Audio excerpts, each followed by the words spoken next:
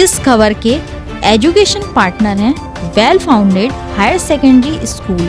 किला gate road, Gwalior.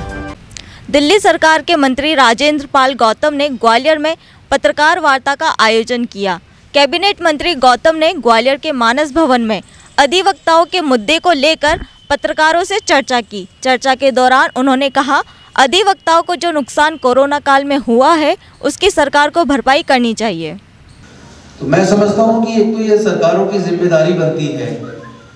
और सरकारों के साथ साथ जो बार काउंसिल्स बनी हुई है हर स्टेट की, उनकी भी जिम्मेदारी बनती है कि वो स्टेट गवर्नमेंट के माध्यम से एडवोकेट्स प्रोटेक्शन एक्ट बनवा के उनको सोशल सिक्योरिटी दिलवाए और साथ ही साथ कोरोना काल में चूंकि काम धंधा बंद है तो वो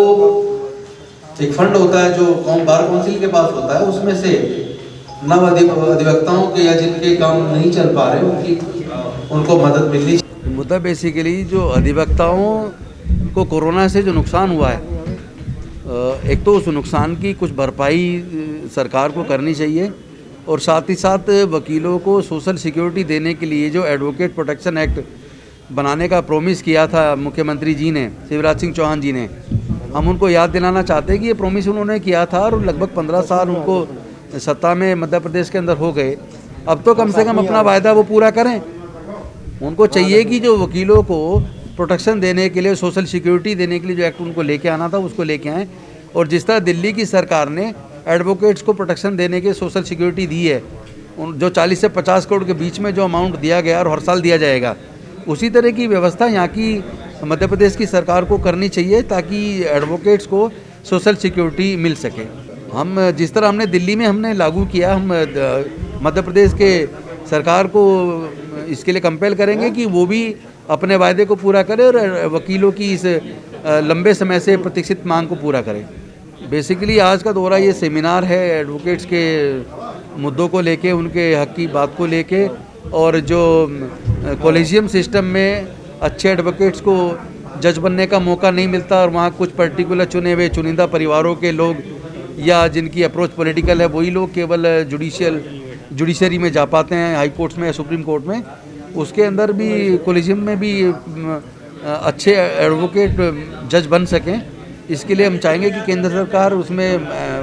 माननीय सुप्रीम कोर्ट को कन्विंस करे और उसमें कोई एग्ज़ाम का या कोई ऐसा प्रोविज़न ज़रूर डाले जिससे कि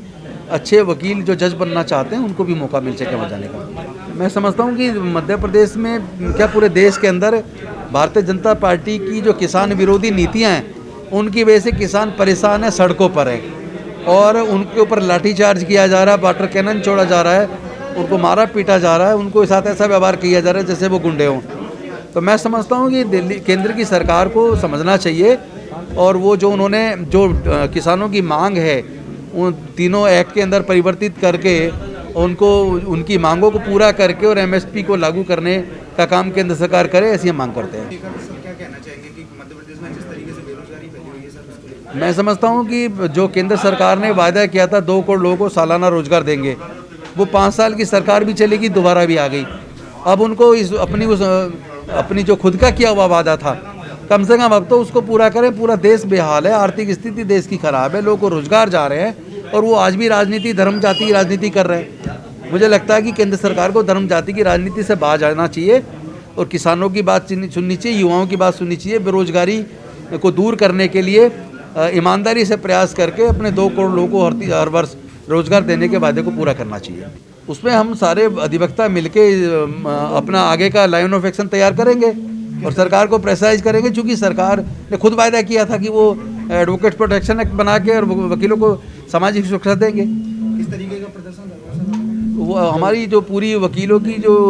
टीम है, जो मध्य प्रदेश अधिवक्ता एसोसिएशन है, वो मिलके इस पे तय करेगी आगे ग्रुप।